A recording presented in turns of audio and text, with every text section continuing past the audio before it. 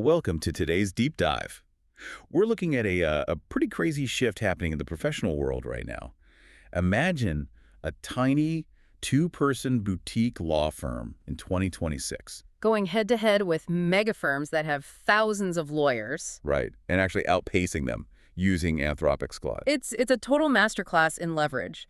We are watching a fundamental rewrite of how highly specialized, complex work gets done. And the story that kicks this off is, well, it's wild. So picture this. You're a lawyer, and it's 7 p.m. the night before. A massive client acquisition is set to close.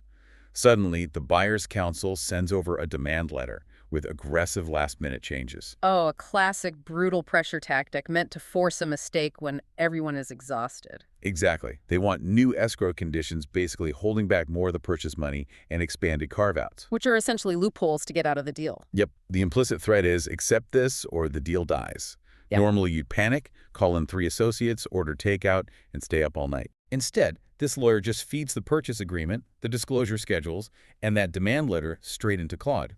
Within minutes, the AI maps every single proposed change. And it finds critical contradictions. The buyer's new loopholes actually conflicted with facts they had already confirmed in the paperwork. So by 11 p.m., the lawyer has a bulletproof cross-reference counteroffer ready to go. Yeah. What used to be an all-nighter for a whole team took under 2 hours. Amazing. Okay, let's unpack this. Why wouldn't a law firm just buy software specifically designed for lawyers?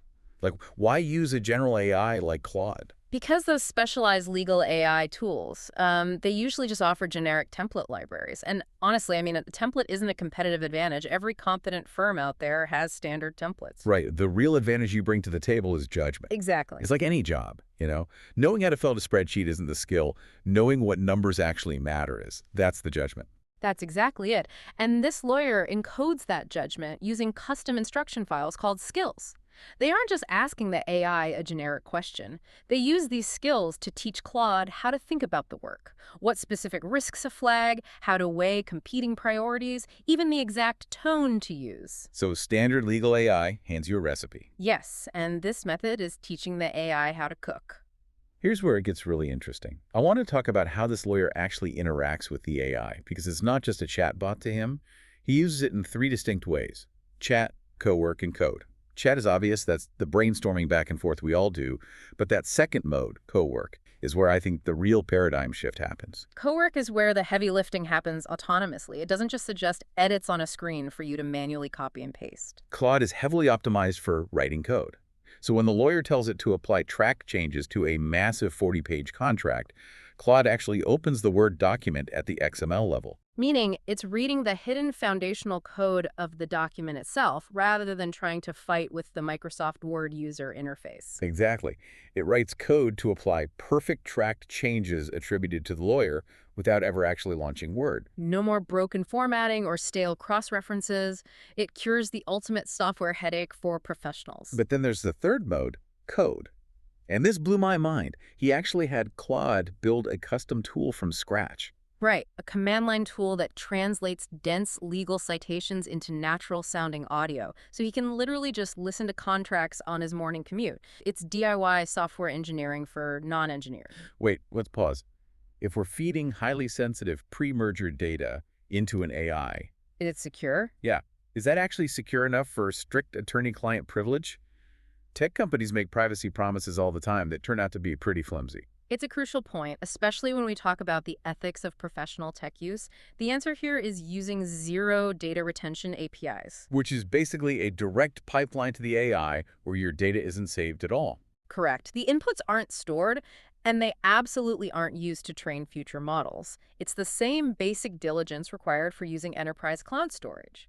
In fact, tech competence is fast becoming an ethical requirement in law. Refusing to use these tools securely might soon be harder to defend professionally than using them. That makes sense. But what about quality? I hear people say all the time that AI just gives them mediocre, generic results. Well, bad AI output is almost always just a bad prompt. If you just type "review this contract," the AI fails because it doesn't know what you care about. Makes sense. But if you tell the AI exactly what risks to flag based on current market norms for a specific type of real estate deal, and you asked for a severity-rated summary, that produces magic. because the prompt encodes your expert judgment. So what does this all mean for you, listening right now? Whether you are in marketing, engineering, sales, or law, the goal isn't just to automate a few mundane tasks.